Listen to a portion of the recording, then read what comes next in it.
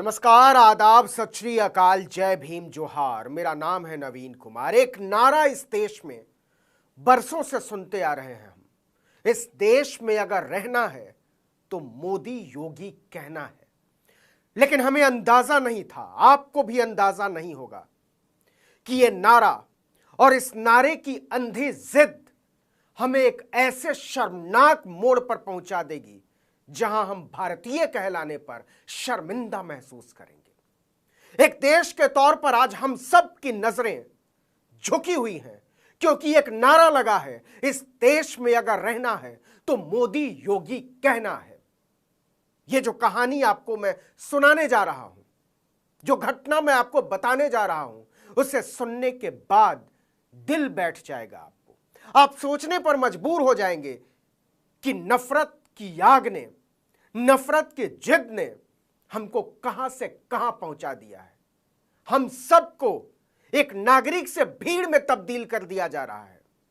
हमारे हाथों में ऐसे हथियार थमाए जा रहे हैं जिसके नतीजे में हमारे सामने केवल लाशें बिछी होंगी। यह कहानी भारतीय रेलवे की कहानी है। इंडियन रेलवे, इस देश की ट्रेन में कत्लेआम हुआ है। कत्लेआम, 4 लोगों को मारा गया है मोदी योगी का नाम लेकर। यह बार बार इसलिए कहना जरूरी है क्योंकि मारने वाले ने यही कहा था कि इस देश में सिर्फ 2 लोगों को वोट दिया जाना चाहिए, मोदी को और योगी को।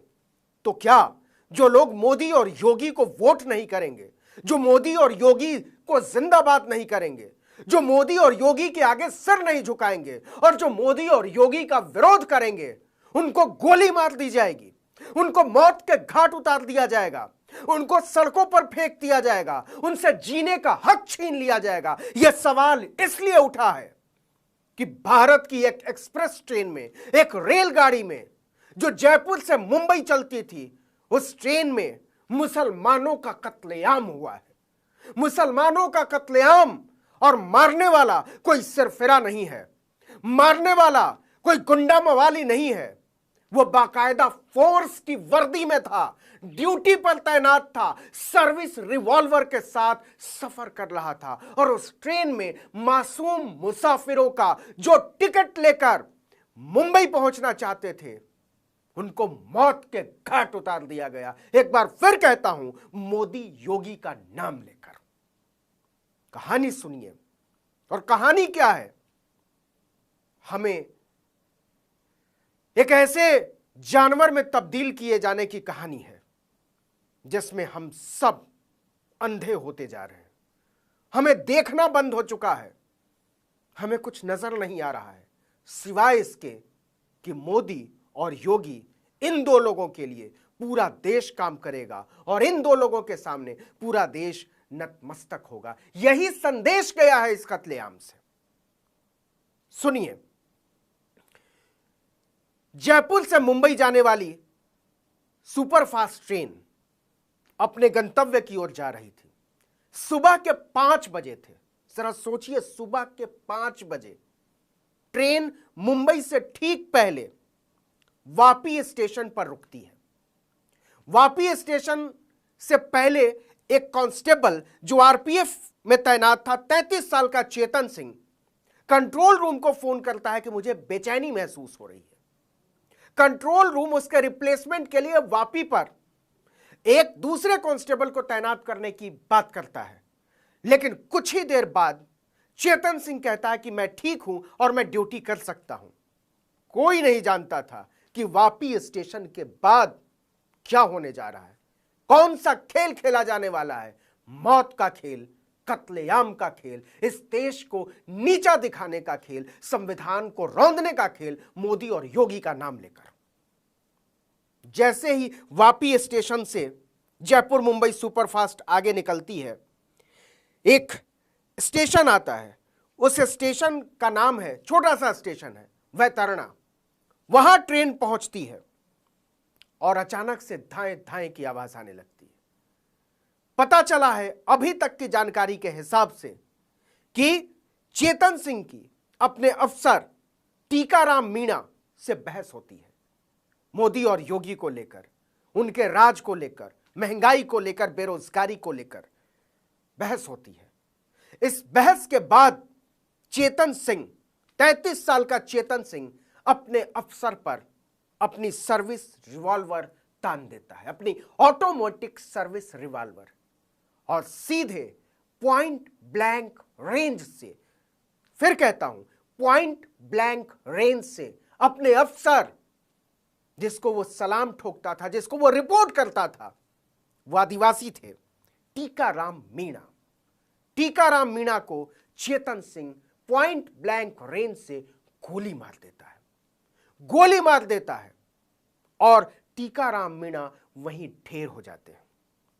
इसके बाद नफरत की आग में जलता हुआ चेतन सिंह आगे बढ़ता है। S6 कोच में उन्हें एक मुसलमान मुसाफिर नजर आता है। चेतन सिंह कुछ नहीं देखता, न टिकट मांगता है, न पहचान पूछता है, न उनका कसूर पूछता है।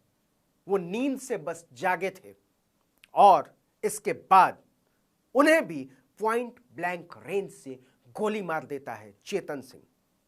इसके बाद एक और मुसाफिर वहां से आगे बढ़ता जा रहा है।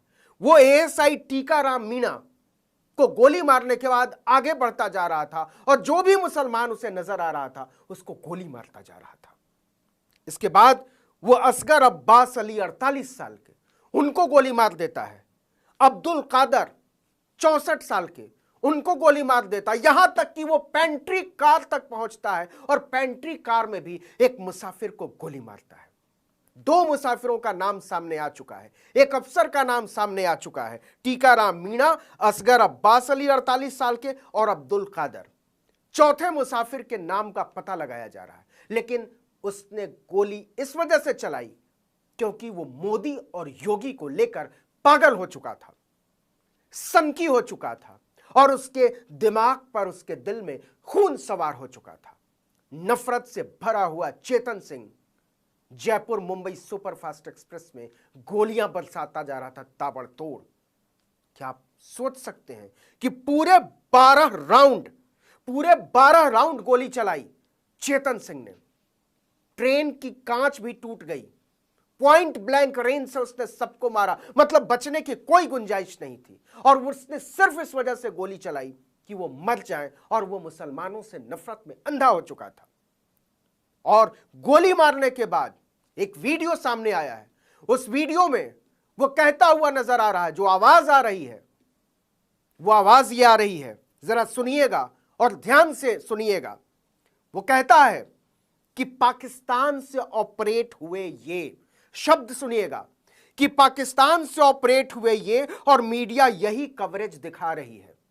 पता नहीं कौन सी मीडिया कवरेज दिखा रही है, उनको सब पता चल रहा है ये क्या कर रहे हैं। अगर वोट देना है, गौर से सुनिएगा, अगर वोट देना है, अगर हिंदुस्तान में रहना है, तो मैं कहता हूं मोदी और योगी ये 2 हैं बस।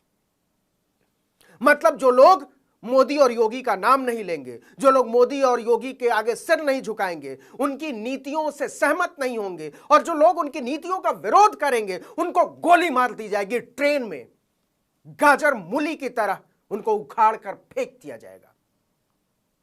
रेलवे की यह खबर सुबह 5 बजे की है, और रात के 10 बजे तक रेलवे कोई बयान जारी नहीं करता। खबर को दबाए जाने की कोशिश होती है, कोशिश नहीं बल्कि दबा दी जाती है। टेलीविजन से खबर गायब, एक्स ग्रेशिया अनाउंस कर दिया जाता है, मुआवजा अनाउंस कर दिया जाता है, 25 लाख, 15 लाख, इंश्योरेंस के पैसे देने की बात हो जाती है, लेकिन कोई ऑफिशियल स्टेटमेंट नहीं आता।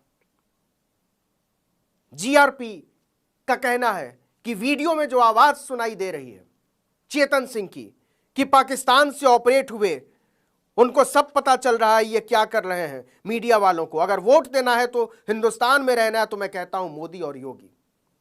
इस वीडियो में जो आवाज है उसकी हम तफ्तीश कर रहे हैं, हम पता लगा रहे हैं कि यह आवाज है कि इसको किसी तरीके से एडिट किया गया है। यह भी कहना है GRP का कि हम मुसाफिरों से बात करेंगे, यह भी कहना है कि हम TT से बात करेंगे, लेकिन रात के 10 बजे तक यह बात देश को नहीं बताई जाती है कि देश की एक रेलगाड़ी में, एक चलती हुई रेलगाड़ी में आरपीएफ के असिस्टेंट सब इंस्पेक्टर को, एक ऑफिसर को, दो मुसलमानों को, तीसरे की पहचान नहीं है, पता नहीं उनका धर्म क्या होगा, गोली मार दी जाती है और कोई बयान जारी नहीं करता रेलवे। पता नहीं अश्विनी वैष्णव क्या है, वो एक इतनी सी अगर पटरी बिछाते हैं ना तो अपनी सेल्फी डालते हैं, फोटो खिंचवाते हैं, ढोल नगाड़े बजवाते हैं। अश्विनी वैष्णव जी आप कहां हैं? बालासोर। अब ये मणिपुर पर तो बहुत बोलते हैं आप, लेकिन ट्रेन में जब गोलीबारी हुई है, मुसलमानों को मारा गया है, आपके मुंह से, आपके ट्विटर पर एक स्टेटमेंट तक नहीं है।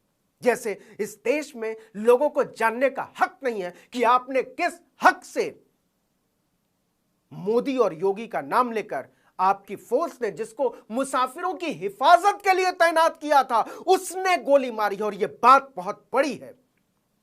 इस देश के फोर्स को किस तरफ मोड़ा जा रहा है, यह उसकी एक शिनाख्त है, उसकी एक बानगी है, उसकी एक समझ बनती है कि हम दरअसल नाजी में तब्दील किए जा रहे हैं। यही करते थे नाजी। अगर उसकी बात को नहीं मानोगे तो तुम्हारे सारे अधिकार छीन लिए जाएंगे। हम क्या उसी तरफ पड़ रहे हैं? यह सोचने की बात है। जरा कमाल देखिए, अब यह बात फैलाई जा रही है कि यह जो हत्यारा चेतन सिंह है वो मानसिक तौर पर ठीक नहीं है, और यह बात सिर्फ उसको बचाने के लिए की जा रही है, क्योंकि ऐसा कोई सबूत अभी तक सामने नहीं है। और अगर सबूत हो भी तो यह सवाल रेलवे पर है कि कैसे मानसिक तौर पर एक विक्षिप्त आदमी को ड्यूटी पर लगाया। लेकिन मैं फिर कह रहा हूं कि यह सिर्फ ढोंग है, और चेतन सिंह को बचाने की कोशिश हो रही है क्योंकि वह हिंदू है और उसने यह घिनौना काम मोदी और योगी का नाम लेकर किया है। एक बात और, उसने मोदी और योगी का नाम लिया, चेतन सिंह ने। जरा सोचिए कि मारने वाला अगर मुसलमान होता और उसने अल्लाह अकबर कह दिया होता, इस देश में आग लग गई होती। भारतीय जनता पार्टी के प्रवक्ता टेलीविजन चैनलों पर चीख रहे होते, टेलीविजन चैनलों के एंकर कपड़े उतार कर नाच रहे होते, और इस देश की चलती हुई रेलगाड़ी में मुसलमानों को मोदी योगी का नाम लेकर जानवरों की तरह मार दिया गया। और इस देश के गंदे टेलीविजन चैनलों के एंकर कुछ बोल नहीं रहे। शर्मिंदगी होती है। हम इसको टाल नहीं सकते, हम इसको भूल नहीं सकते, इस पर बात करनी होगी। हमको और आपको सोचना पड़ेगा कि इस देश की हुकूमत हमको लेकर कहां जाना चाहती है, हमको क्या बनाना चाहती है। हमारे दिमागों में मुसलमानों को लेकर जो जहर बोया जा रहा है, वो जहर हमको कहां ले जाकर छोड़ेगा। ये बात सच है, और ये बात एक घिनौना सच है कि भारत की रेलों में अब हम सुरक्षित नहीं हैं। हम सुरक्षित नहीं हैं।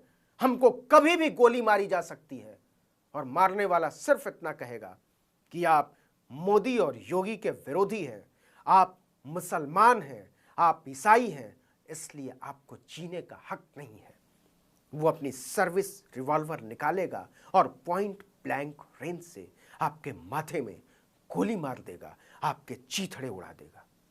जरा सोच कर देखिए, ये बात कितनी डराने वाली है, ये बात कितनी मुश्किल भरी है, ये बात कितनी बेचैन करने वाली है। इस वीडियो में इतना ही, लेकिन अगर आपने आर्टिकल 19 इंडिया को अब तक सब्सक्राइब नहीं किया है तो फौरन कीजिए, बेल आइकॉन दबाइए, घंटी जैसी आकृति, लाइक कीजिए और कमेंट करके बताइए हमारा वीडियो आपको कैसा लगा।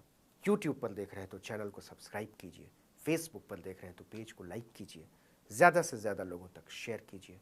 हमारे ट्विटर हैंडल आर्टिकल 19_इंडिया को ज़रूर फॉलो कीजिए। मेरा ट्विटर हैंडल है नवीन जर्नलिस्ट, आप चाहें तो मुझे भी फॉलो